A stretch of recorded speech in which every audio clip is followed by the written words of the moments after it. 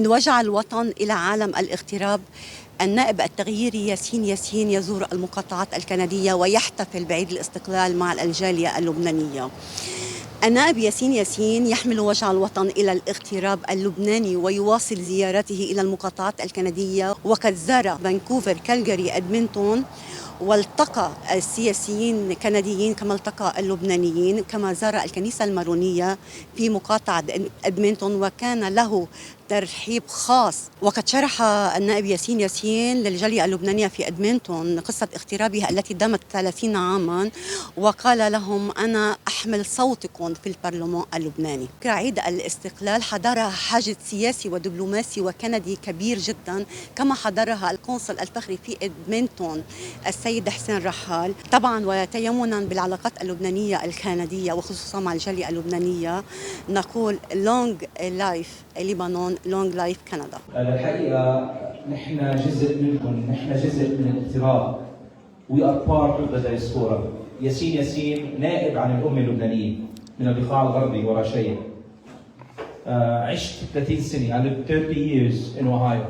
Me and my brothers, we immigrated in the midst or towards the end of the civil war in Lebanon.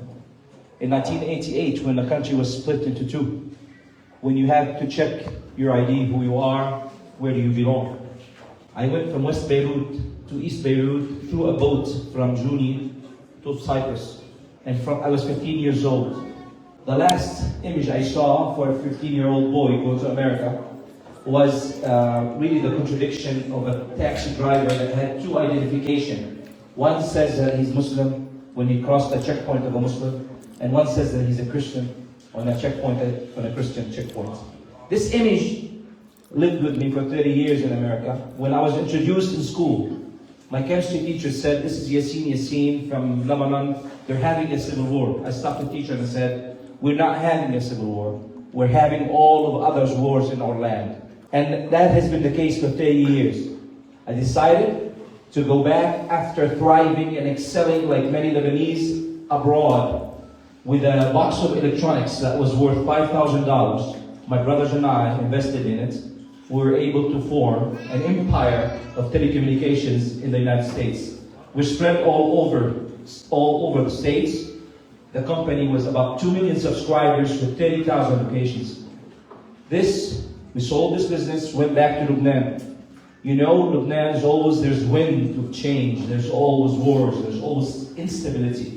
Knowing that, going there while people are leaving, we decided that a peg to be installed on the land that we want to live and die. This peg was the money that we have invested in Tanayib, in Biqar. We invested in hospitals, we've invested in clinics. Our non-profit clinic serves about 5,000 patients that pay 3,000 lira to enter. Even now they pay 3,000 lira. We have a full radiology center. We partnered with GE, a full laboratory center, and 45 clinics. We have a hospital, Homescape, which is a home building material, employs 100 people there, and a fruits and vegetable logistics, and a school. We have about 1,000 kids in the school. Those collectively have about 1,000 employees. The qualifications and the measures that we took to hire those people is not who they are and what they are, it's what they know. It's what they can contribute to themselves and to society. This is how to build Lebanon. On the 17th of October, on Thursday, 2019, all Lebanese went to the streets. As a diaspora myself, America made me a better person. It made me behave. هذبتني وربتني. This behavior, I took it with me. It's worth more than money. It's more precious than the money we were able to make. America didn't give me money, didn't give me degrees only. It gave me this person that contributed to the school next door, to the fire department next door, to the street, the pavement of the street. It taught me that I will not take over 1 meter of land of my neighbor. It taught me not to discriminate against others based on religion, color, or anything else. This is what I implemented in Lebanon.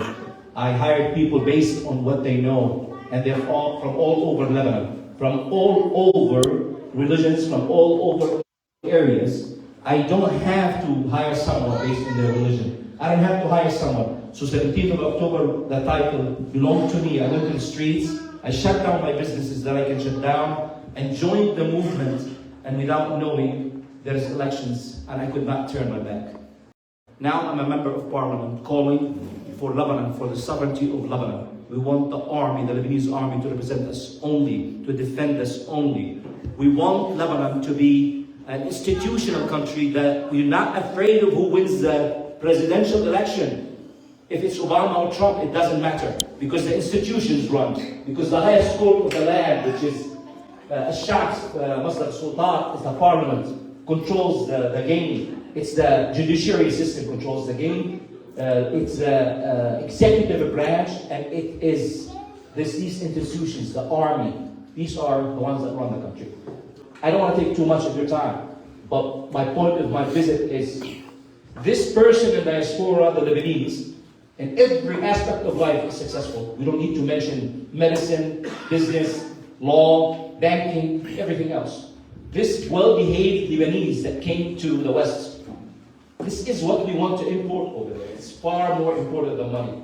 If we're able to change the way of thinking back home, if we're only able to donate to them our thoughts with our prayers in the mosque and in the church, if we're able to do that and build that bridge, if we're able to participate and vote for what we think is going to build the country under those titles, we will gain Lebanon back. I don't want to take too much of your time. Thank you very much.